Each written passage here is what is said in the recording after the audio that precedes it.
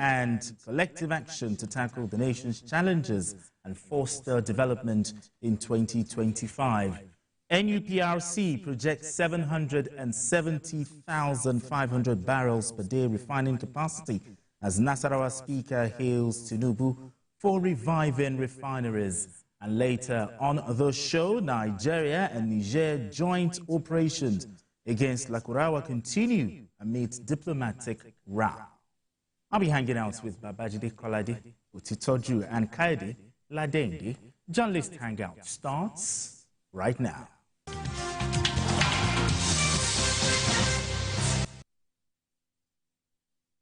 Now let's begin with the presidency. President Bola Tinubu recently held his first media charge since assuming office. The chart provided Nigerians with insights into the administration's policies, achievements, and plans for the future. The president emphasized the government's focus on reviving the economy, combating insecurity, and fostering national unity. He also addressed concerns over fuel subsidy removal and its impact on citizens, assuring that palliative measures are being rolled out. Analysts believe the media chart reflects the administration's openness to engagement, but also highlighted areas where public expectations remain high. Bikio, Happy New Year once again. Happy New Year. Yes, Bikio, you were in the room with the president during the media charts. Now, how will you describe the way the president addressed most of the issues raised? I think that, yes, we may not have been totally in agreement with the way he answered some of the questions in terms of where we stand and where the president stands. Because as journalists, we are the mirrors of our society. Sure. And as I always say, we speak for our people, we speak for the ordinary people. And no president is too big to be criticized. Okay. No president is too big to be told the truth. Yes, there were some areas in which we will say our expectations were not met, but I think it was refreshing that the president agreed to that media chat, because as far back as October last year, I was first contacted about the possibility of a media chat, but it didn't happen at that time. So this time around, the president agreed to do the media chat, and we were allowed to develop our questions. There was not a single no-go area. Everyone can testify that we just spoke from the inner recesses of our hearts. Okay. And the president was ready to answer every question. You may not be convinced by his answers, but he spoke like a man who knew what he was doing, convinced that his methods were the best. So, and at a particular time, he said, the hallmark of his leader is the ability to take a decision and stand back. And stand at the right time. Okay, at the right time. Yes, yes. There are some decisions that are meant for a particular time. There are some decisions you take that are premature, may not, yes, but you see, leaders sometimes see what we do not see. And I've given the example of Amejake, the coach of France, to the 1998 World Cup. Everyone condemned him because he refused to take David Ginola, and Eric Cantona to the World Cup. But he said, no matter the pressure, I will not take them with me because they will destroy my team, the unity, the cohesion in my team. I will lose the dressing room. So he refused, and he won the World Cup in spite of that. So sometimes leaders see things that we don't see. They have the third eye. So Mr. President stuck to his guns. We believe that the removal of fuel subsidy was the best thing, was the best decision he could take at that time. And he could not be convinced that he should have done it on an incremental basis. Phase by phase. Yes. We dismissed the question. He said, whatever no matter how you try to parcel it, you still have to pay your bills. Nigeria was broke at that time. I used to say it here 1 year ago that Nigeria was broke. We were simply printing money. That's to tell you that we were broke. Exactly. So, and we were, if we got to the point that we were now taking loans to pay for subsidy, then something is wrong with us as a country. So it was just decisive. Felt, look, this is the step to take. That was the second question, and the way he answered that question, I said, this man is ready for us. You know, so I think that overall, he did well. He did well. We had a president who abused people from beginning to the end in a presidential chat. Yes, you will even be afraid. There was a foreign journalist who came. The way he abused the journalist, he was even shivering on set. So, but he didn't abuse us. He allowed us to ask questions, and nobody gave us questions. I'm even too big for anybody to give me a question. This is not the first media chat that I will attend. I attend media chat with Wiki. Nobody gave me any question, and I asked him the toughest question on the day. Nobody gave me any question. For the president, nobody told me, Ajide, please behave yourself. Don't ask this or don't. No, nobody gave me no go there. If I had time, I was amongst the all of us. I probably asked the least number of questions.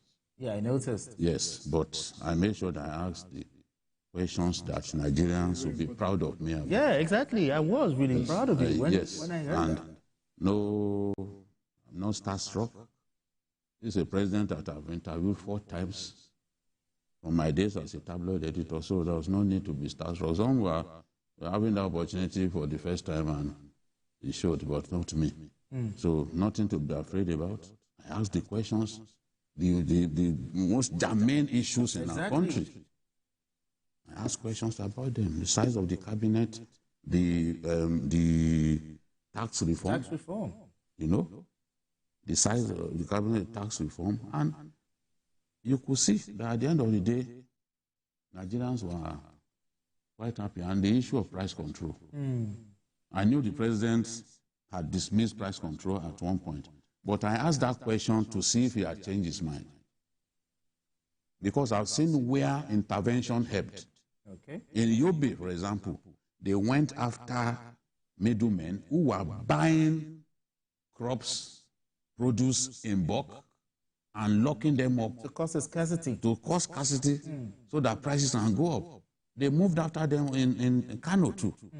So for me, there is a need to do something about rampant rise in prices. Okay. And I can see FCCPC doing something like that, going to market, speaking with these women. And these women will sometimes tell us that their unions force them to increase prices arbitrarily. Yeah, that was where I was coming from, and I felt, look, maybe price control. But the president believed that, look, if you saturate the market, the prices will be forced to go down.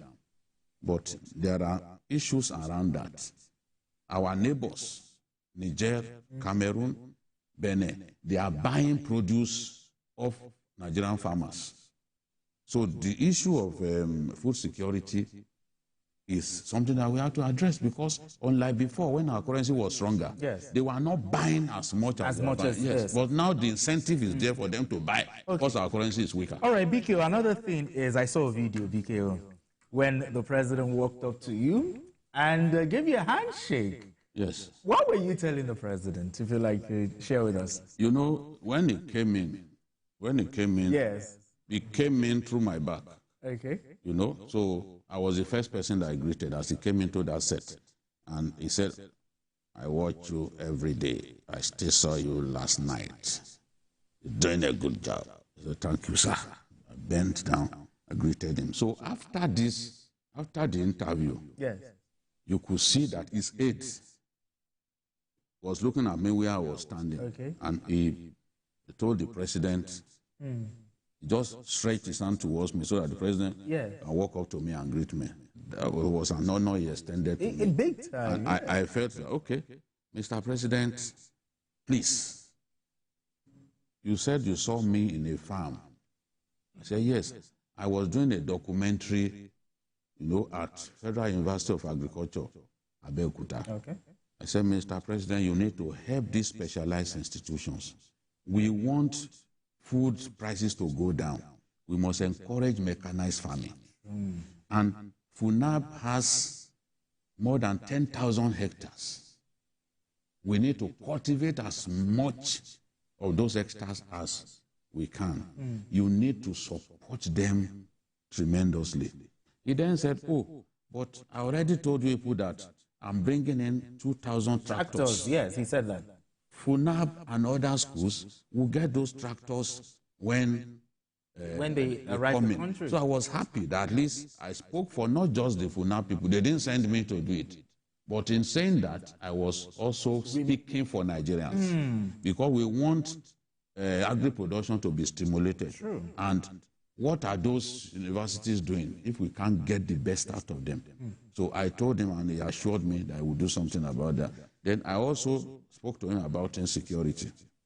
And I said, look, we have improved in many areas. I could mention places where we have improved, but we do not have time. So I said, we need to also work on some other areas. And then, as we were saying that no Ribadu, the NSA, you work now, and I told him you are doing a fantastic job. And people didn't give you a chance. They felt you were a policeman, you will fail as NSA. But in my view, as somebody who reports security in our country, you are doing a good job. I can see improvement. Today, people drive from Abuja to Kaduna, even at night, as late as 10 p.m. Nobody could hear that. Before that, the last administration was difficult. Yes. So, and Mr. President then jokes that, oh, they didn't give him a chance. They didn't give Dan Fulani a chance. That's the way, that's what he calls Nuriba. They calls him Dan Fulani. They didn't give him a chance. So I am happy for the privilege. And I was the one who nominated Dr. Ruben Abati to be the moderator of the debate. The same way I nominated him to moderate the Sanwo-Olu media chat. I nominated him. And in my view, he did well. But I'm sure that when next we do a media chat, the crowd will not, in terms of number of the number of, people have complained that we are too many. And then the pattern and sequence of questioning will improve. Everyone will know when it is his turn. Okay. There's no need for anybody to say it's your turn. Okay, it's your turn. Okay, yeah, I saw that. And if you look at the media chats that I've been involved in, we were there in Enugu, Ale, the former Channels reporter who is working in Enugu now. Okay. Former Channels anchor, Akeredolu Ale. He was there. Sheun was there. We also did that of Sanwo-Olu. We did that of Wike. It went smoothly. There was no need for anyone to say it's your turn to talk. That was unprofessional. Yes, we didn't. I saw it. In my opinion, it was not. No, that was an area where we didn't do well. Yeah, it was unprofessional, I tell you. But maybe in just 30 seconds. So sorry, though. But the media chance. There's nothing to be sorry. He was in the room. He was in But the room. the interesting part of it was that we produced it, and as we're watching live, we're taking down notes. Exactly. But if you watch TVC or our social media pages, some of those words are still in bullet forms because he said a lot of things. And one of those things that I love most is to say that one of the ways to fight corruption is to block all loopholes. He also said, that's when he responded to BKO, that I do not believe in price control. Continuous supplies to market is needed. I think a lot of people can still catch up with some of those things. But in summary, what I felt about it was that this put to rest this insinuation that the president is afraid of the media. Exactly. That the president cannot speak to the media. This is from the source. Like we always say, the horse's mouth. To say that. I even told him, one of the things I told him was that, Mr. President, you can do a live interview now. I told him, I said, given the way you perform today, you can actually do a live.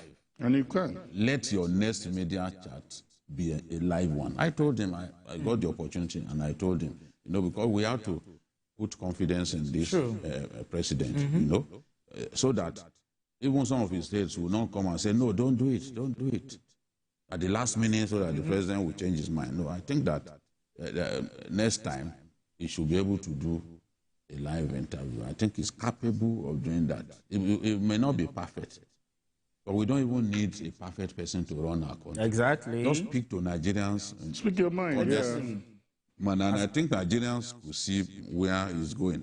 And the analogy that he gave with the fuel prices actually disarmed a lot of people. Because you can see now that fuel prices are coming down. Yes. He didn't have to intervene. He just... And he didn't give us a clue that Warri Refinery was coming. No, you see, the thing is, that was lovely. Kyari and his people, this was what they did with Port Harcourt. They didn't tell people. They didn't tell, because in the past, at the last minute, they will be sabotaged. So for Port Harcourt, Kyari and some of his people were sleeping there for days, just to make sure that nothing went wrong. That's good. So the idea of informing you that we are almost through, by so date we'll be back. They've stopped it so that people won't go and sabotaging their equipment before that day. That's good. So that's why I wasn't surprised that Warri too. We just had that 60%. We look forward to Kaduna. We look Very forward soon. to that. All right, let's move straight to our next conversation. A New Year message from the minority caucus of the House of Representatives has reaffirmed the spirit of unity, urging a collective action to tackle the nation's challenges and foster development in 2025. In a statement signed by caucus leaders, the need for urgent reforms in governance, economic growth, and infrastructure development were emphasized. They noted that addressing corruption, youth unemployment, and insecurity should be top priorities in the year ahead, reminding us that our diversity is our strength. Yeah, BK, what do you make of the call by the House of Reps, the minority caucus, in tackling the nation's challenges? I think they spoke like patriots, and we should take what they've said seriously. We cannot politicize everything. Everyone can see that there is a need for improvement in our circumstances as a nation. Okay. And this is what they addressed. They didn't apportion blames to anyone. They are not like the infantile commentators on social media who say all kinds of things. A lot of them can't run their homes, but there's nothing they don't say about people. They dismiss people. You post stuff. They can't post stuff. They come to your wall, you post stuff, they start calling you names. Somebody say, your belly is becoming bigger now since President Tinubu took over. You can say so many things about me, but I've always had pot belly. It had nothing to do with President Tinubu coming to office. I wish my belly was lean like my dad's belly, for example. But I've been like this since the 90s. So somebody coming, so these are the things we deal with. So what I'm saying is these guys who are saying the truth, and they did not apportion blames, but they want the president to address corruption, youth unemployment, security this year. They prioritize those three items. And if you ask me, those are the things too that I will be calling on the president to do something about, and ramping up agri production. Okay. There's a lot of uncultivated land in our country. We have not cultivated up to 20% of our arable land. So what are we doing? It's a need to do that. We need, the president has created the Livestock Development Ministry. We are going to do a program on livestock development where we'll be talking about what Botswana has done with livestock development. Nigerians will be amazed that people contributed money after selling their cows to build one of the biggest universities in Botswana. People, you and I. In fact, it was like, that's a country where they produce a lot of solid minerals like gold, diamond, but they do not take livestock development lightly. Every family takes pride in the number of heads of cattle that they have. Wow. So that's it. We are wasting time. There's a lot of opportunity in that area. I will want the president to look into that. And these guys also said, look, we need to also amplify our unity in diversity. Sure. They talked about that, and that no ethnicity, no tribe can singularly build Nigeria. No tribe can be bigger than the state. We are one. And in our diversity, we must see strength. So they talked about these things and the need for leaders to treat Nigerians truthfully.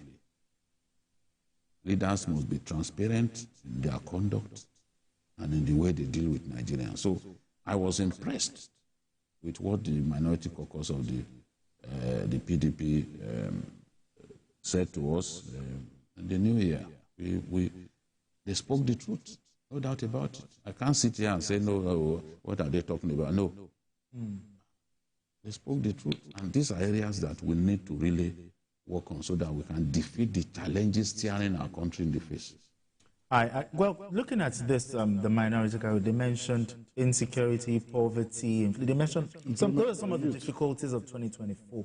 Now, what should the president be doing as a matter of in addressing those things they mentioned? You know, particularly, I've always pushed for constructive criticism. I think that gets the attention of whoever is in the aim of affairs. Because if I see you as a destructive critic, if I see you as someone who will never see good, you're a fault finder, you're an error finder, trust me, you're not likely to get my attention. So if the minority caucus, you know, is coming up with this idea to say that, hey, there is so much strength in what we do, we cannot shy away from some of our challenges, I think that should get the attention of the president to start with. And one unique thing that I've also seen in this administration is that good, some might say it's not good for politics, that you see opposition, you know, on the same table with the ruling power. As far as is a national project, as far as it's something that can make our lives better, trust me, you must separate politics from governance.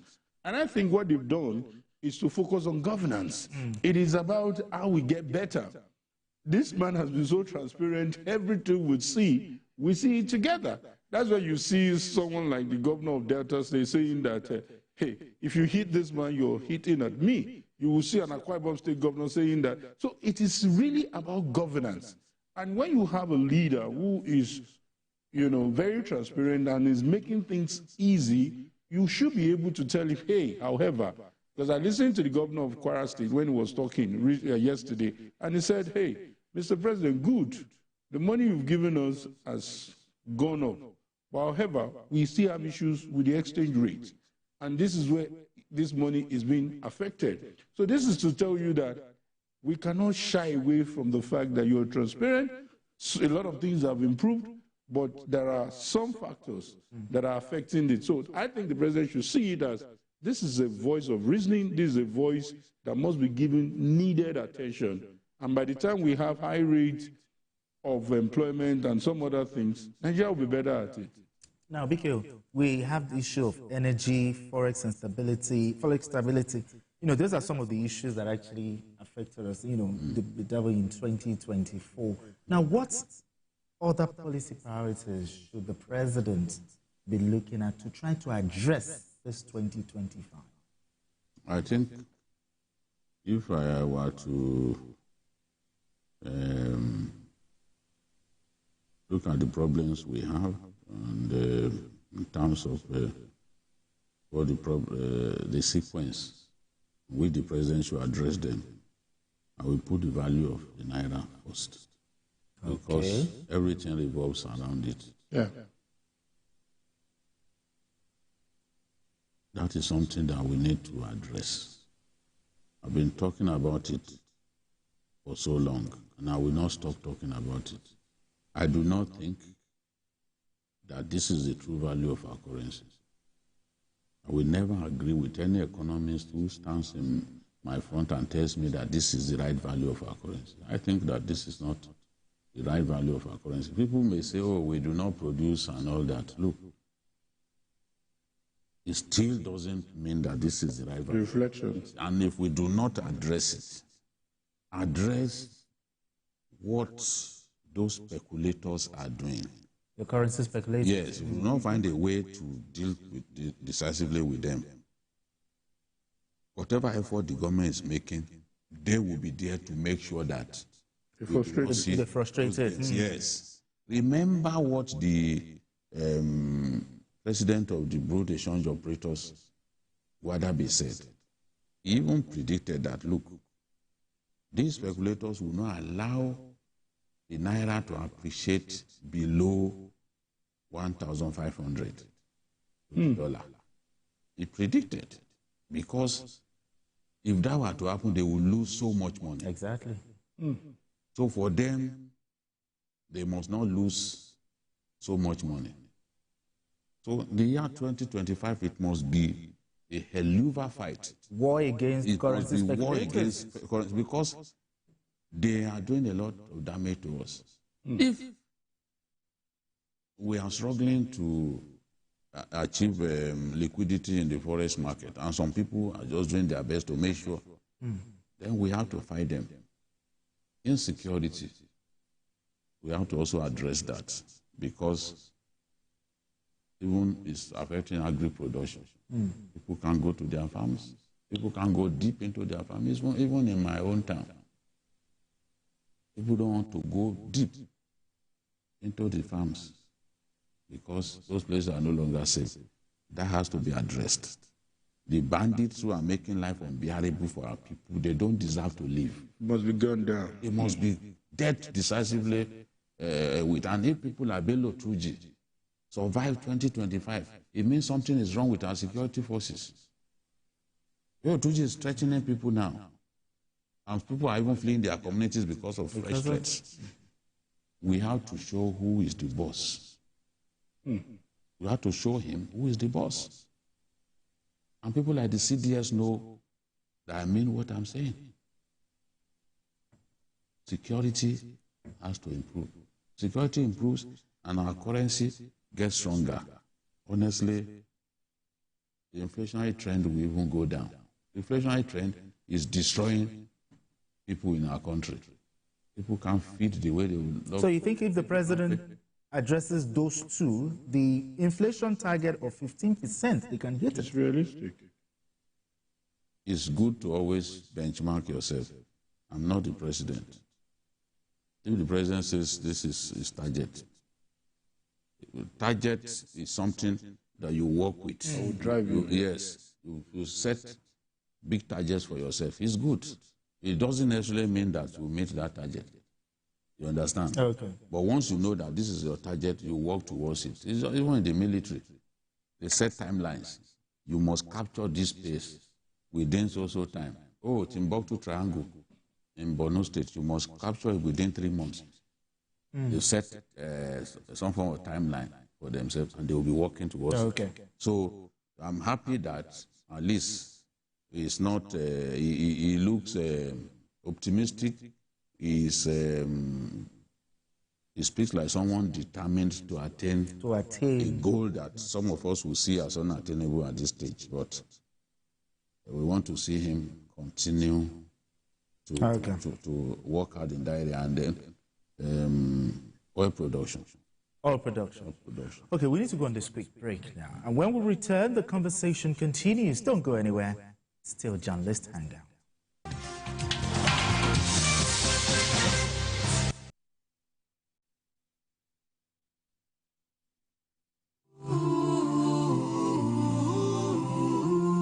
As the Christmas air fills our homes with joy and our hearts glow with gratitude, we at GRB Solar Investment Limited want to take a moment to celebrate with you the heartbeat of our success. From the serene streets of Abuja to every corner of Nigeria, your trust has helped us light up cities, brighten communities, and power dreams. It's because of you that our mission of illuminating Nigeria continues to shine brighter as you gather with loved ones under the warmth of Christmas lights. May the joy of the season fill your homes and your dreams for the new year sparkle with hope. My name name is Dr. Jimorov Baramusi, the Managing Director of GRB Solar Investment Limited. I wish all Nigerians Merry Christmas and Happy New Year in advance. God bless you all. From our family at JRB Solar Investment Limited to yours, we wish you a very Merry Christmas and a radiant New Year. JRB Solar, the sun is going to shine in everything you do. At TVC News, wherever the big news story is happening, we're geared up to break it. TVC News, first with breaking it.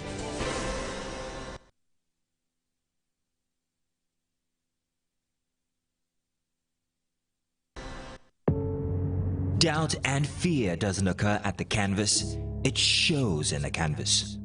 It shows the conation of raw earthen material slabbed, stroked and molded at a pace provided by the doubt and fear.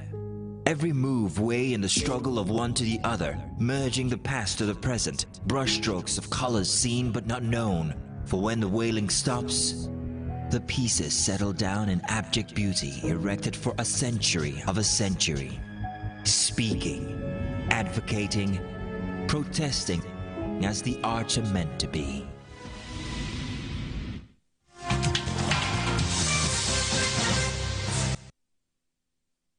All right, if you just joined us, it's still journalist Hangout. I still have Tajila Dende and BKO. Now, BKO, I'll still come back to you. One of the issues people complain, Nigerians, is the issue of hunger. Now, the farmers, your farmers, they are saying that if they have warned that if care is not taken, Nigeria may experience hunger crisis again. Now, for 2025, you're good at prediction. What do you foresee in the agricultural sector this 2025? I've already said we should improve security. We need to address that. It's very important. See, agriculture still contributes the biggest chunk, accounts for the biggest chunk of our GDP. So we cannot, and it engages the majority of our people, provides employment for the majority of our people. We need to do something about agriculture. There is a lot that we can do. For so long, we didn't take agriculture seriously. Now we've reached that point.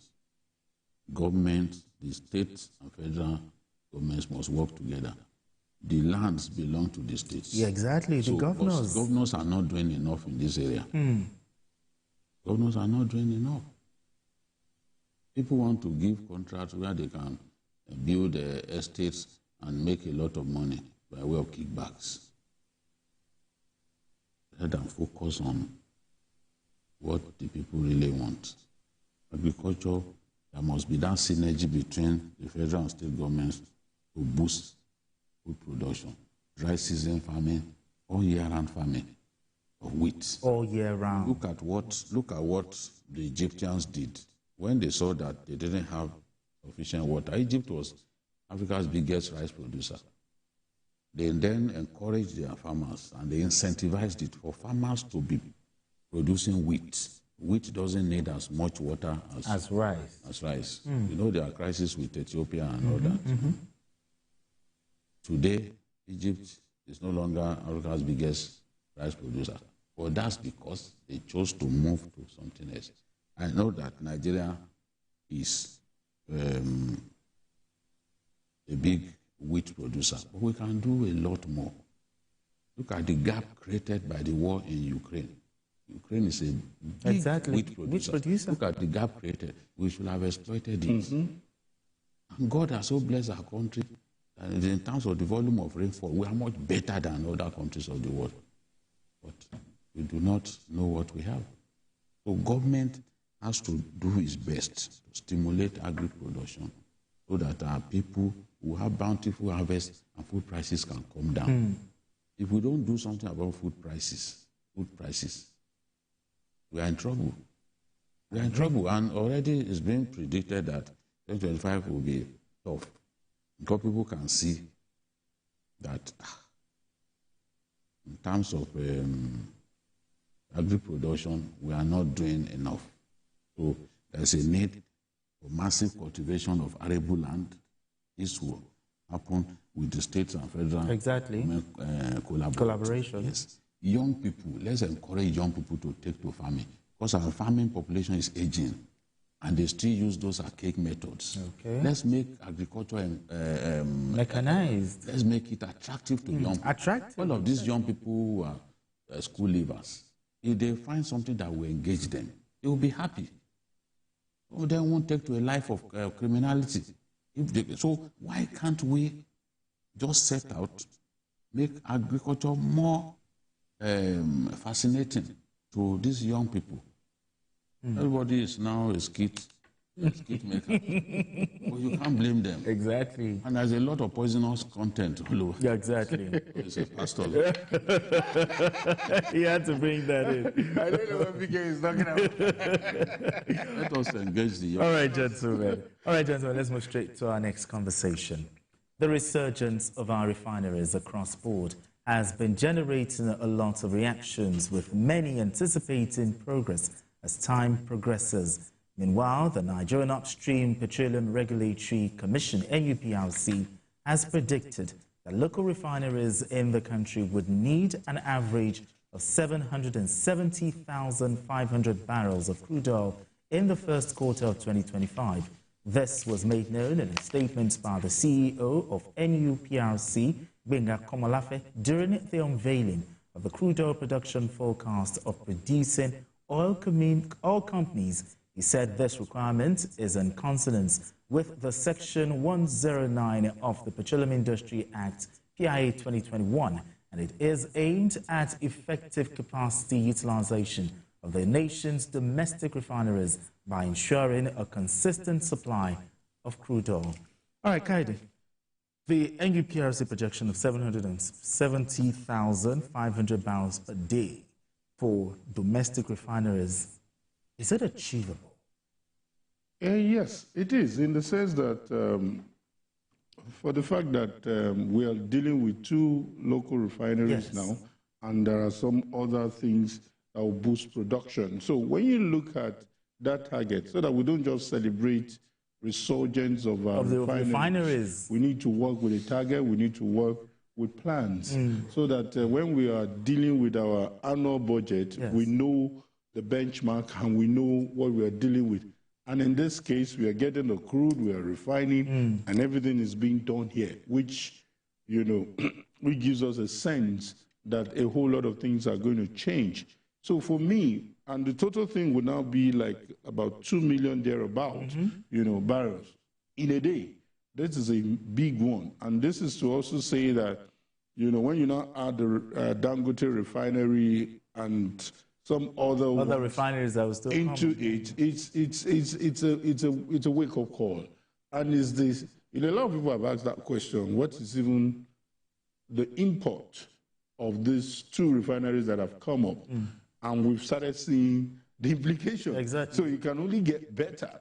And it's to say that, because we cannot take that away, because journalists and God have not, you know, maybe because of the repeated editions we've been having, we've not really celebrated that milestone. I call it celebration because, trust me, I'm one of those pessimists who believe that we've heard so much about refineries are coming up, but this government has been able to prove to us that when they say things, they can actually do it. So for me, I will not, after being pessimistic, keep quiet when something good has happened.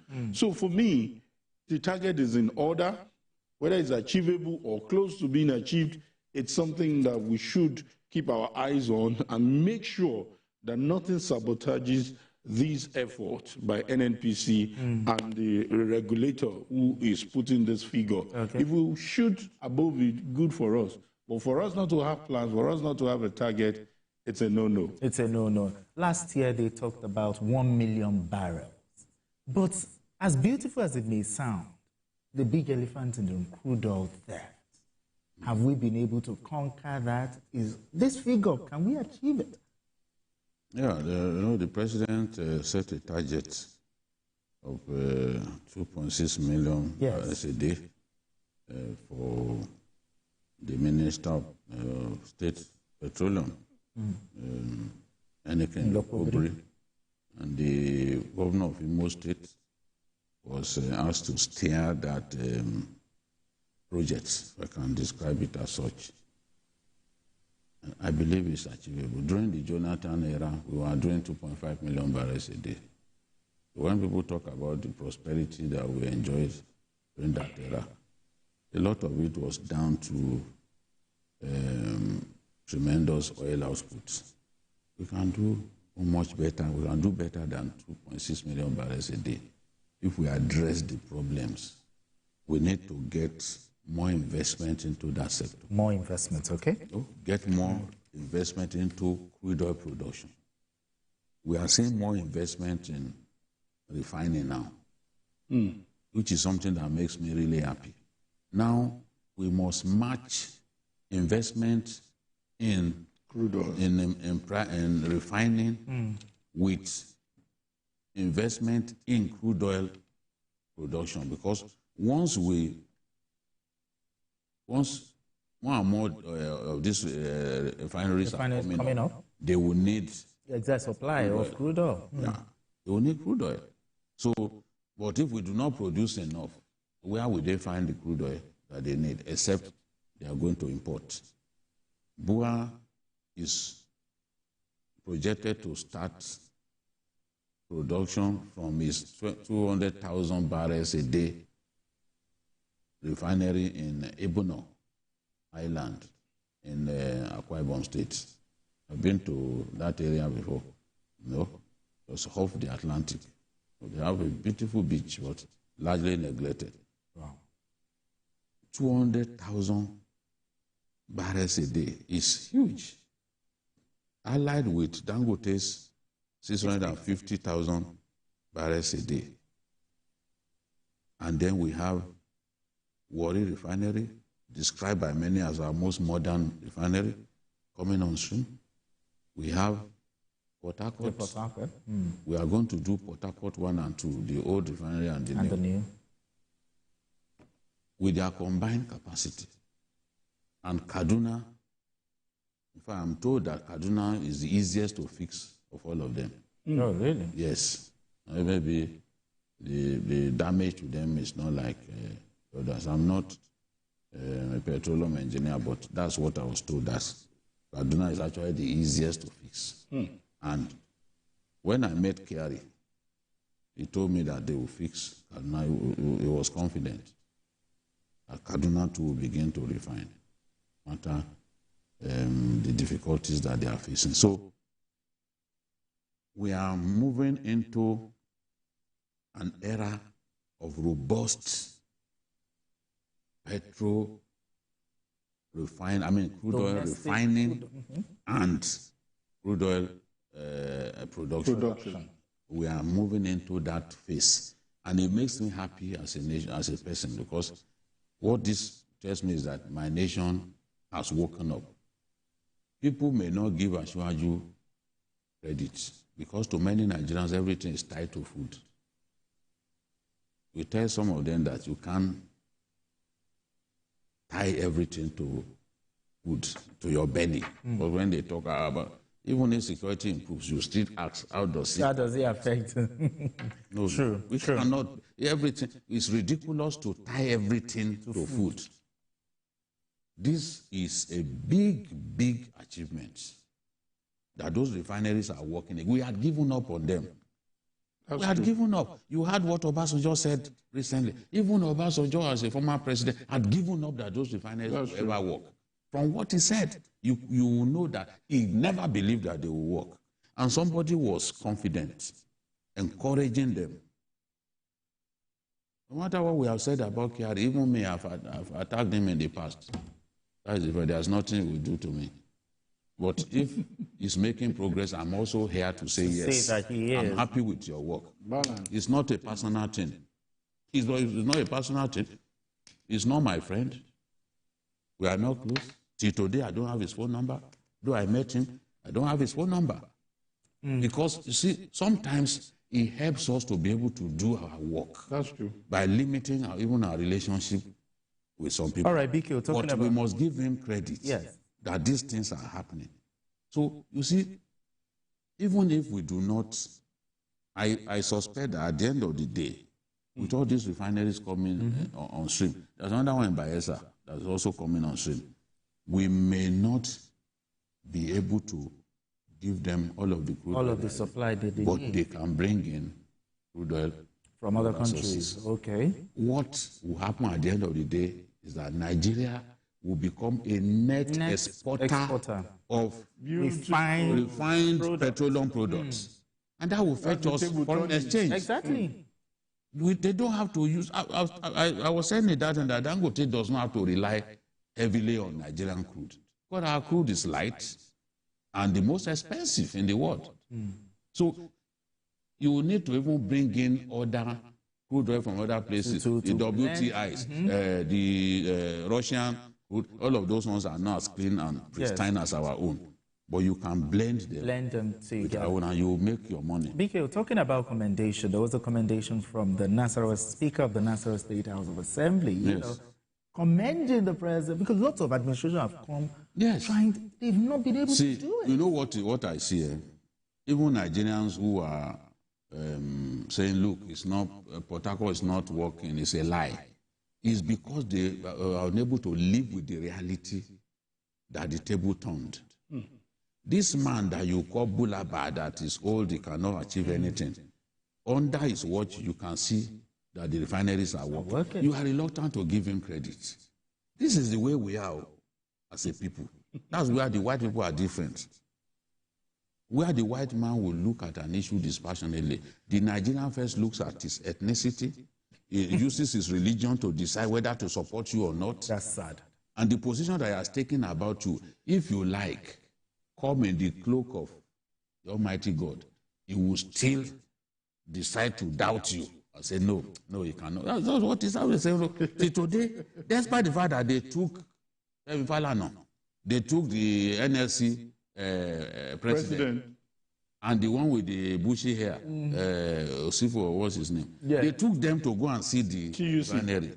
They took them there. Some are still saying that no, it's not working. Chemical engineers also went there. Yes, Association of Chemical Engineers in our country. They also, now ignorant people will still sit on Facebook and other places and say, no, the refineries are not working. No, this audio, this thing. What is it that you want? Even the worry, they said, no, worry is not working. You can't live a life of pessimism. Yes, you have your heroes who come on TV to promote pessimism, but you are bigger than that. Use your brain. When people go to school, there's a philosopher who said education encourages disputation. When somebody tells you that what you are wearing is green, your education tells you that it's not green. So you can't subjugate your life to individuals who have made up their minds to not see anything good in our country. Those of us who decided to stay here, even when Abacha threatened our lives, we said, no, I said I was not going anywhere. They declared me one time, my mom was crying, I said, I'm not going anywhere. My younger sister said, they are looking for this boy, you are still giving him jobs to do. I said, I'm going nowhere, I will not go on exile. So my faith in my country is unshaken. It's not something that started today. If I wanted to run to exile, somebody who contributed 3 paragraphs to my story, he got a 9 years visa to France. If I wanted to run away, I would have run away. Free asylum. For what I believe, I'm too stubborn to now run away because you take my life. And it is only when God permits it that you can do it. So if I didn't run away at that time, you now expect that at this stage, I will not believe in my country, I will give up on my country. No, it's not about the person who is there. President Tinubu can only do maximum of 8 years. But my faith and my love for my country remains. It's as simple as that. Any good thing that happens in my country, I will talk about it. Hate me because you think, oh, I'm talking about it because of one person. No, it's not because of one person. It's because I believe this country is the only country that I have. I can't go and live in the UK, for example. No, I can't. Not even at my age now. Not even at my age. So we must believe in our country and do our best, play our part for the country to work. And when the country is working, we enjoy abusing our leaders. Yes, even me, I abuse them. But when they are doing something good, it is our duty to... The Christianity in you the Islam in you, because your clerics always preach that. Exactly. Should be able to cause you to say, this person, let me give him benefit of the doubt. He's doing well. But you are not prepared to do that. Yeah, the definition of an incomplete human being, if you cannot give someone credit for what he has done, then you are a cheap human being. It's as simple as that. We must change as a people. You are a cheap human being if you can see that this person has done something, you are not prepared to admit it. And you will want somebody to praise you. Human beings naturally like being praised. Being praised, true. You will want someone to praise you when you do. Maybe you give someone money. You want him to thank you the next day. But you are unprepared to give someone credit for the little things that he has done. Okay. But Hangout is not going. It's a lie. No, come on. We need to stop all that. No, but why do we do that? You know, I said this earlier when I said that's the beauty of constructive criticism. When we're talking about the minority caucus, you will not gain anything if you are just a fault finder. You will never see any good thing in anything. Trust me, you're not even going to be listened to. But when VK was talking, I saw that passion, and I wanted to bring in that there will still be some people. There's a saying that only a fool doubts a proof. There are proofs to show that things are changing. And that's why you see, I think the governors alluded to it, that if a newspaper like This Day will call the president the man of the year, it speaks volume. Some may even... Somebody said, that maybe it's for the negative reason that they gave him. Can you imagine? So that's the height of pessimism. So it's just to point out the fact that things will change. Whether we like it or not, this is the only country we have. And sometimes I'm always... Some people look at me that, am I so privileged? I say, excuse me. No, but my mind is so intact to know that a lot of things are getting better for me as a person. I have been through the terrible times of this country. And if things are getting better for me, I will be a hypocrite to say things are getting worse. So I'm just saying, because I'm going to be tagged I saw somebody who said, this government has not achieved anything. Exactly. We see some of our colleagues. Meanwhile, even the international community will admit that our oil output has gone up. That was not the level at which it met it. And you said they've not achieved anything. In terms of even gas, our output has gone up, and there's increased earning both from crude oil and gas. Increased earnings. And that's why people are projecting that these measures will help the Naira to strengthen. True. Because you are going to earn more foreign exchange. Foreign portfolio investments are coming in. You can say those ones are temporary in nature, but they give us the liquidity that we need. Exactly. To address. Otherwise, the Naira would probably have gone to like 3,000 now to the dollar. But improved liquidity from improved oil output, improved gas output, improved foreign portfolio investment. Yes, that's positive. And all of those Euro bonds and all that. Yes, which are oversubscribed. Yes, it will give liquidity. So you can say they've not achieved anything. Yes, the government may not have met our expectations. We actually wanted something more. But you cannot, with your sanity intact, say they've not achieved anything. No. That is a no-no. It's a no-no. It's a no-no. It's not an argument you can win, except if you are in a hall full of illiterate, ignorant people, and then you are just talking to them like a All right, gentlemen. It's a fine place for us to leave it. When our pastors are preaching, it's forbidden for us to argue with them. Yeah. So maybe somebody stands in a hall full of ignorant people. You're just talking. That's where you can sustain the argument. All right, gentlemen. Thank you so much for coming. It's always a pleasure. It's good to be back. It's good to be back. Happy New Year once again. BQ, appreciate you as always. Thanks. And that's it on Journalist Hangout today. Join us tomorrow for another episode of the program. You can watch the repeat broadcast of this episode tonight at 11. Join us on Sunday from 1:30 to 3:30 p.m. for Journalist Hangout on Sunday. We are on YouTube at youtube.com/TVC News Nigeria. I am Benga Oreshegun. Bye for now, and God bless Nigeria.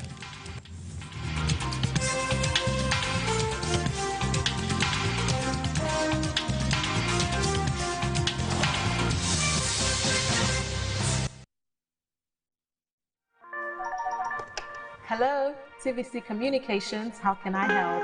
What makes TVC the right choice for my business? Excellent question, sir. Let me share some exciting facts with you. Start your day on TVC Entertainment with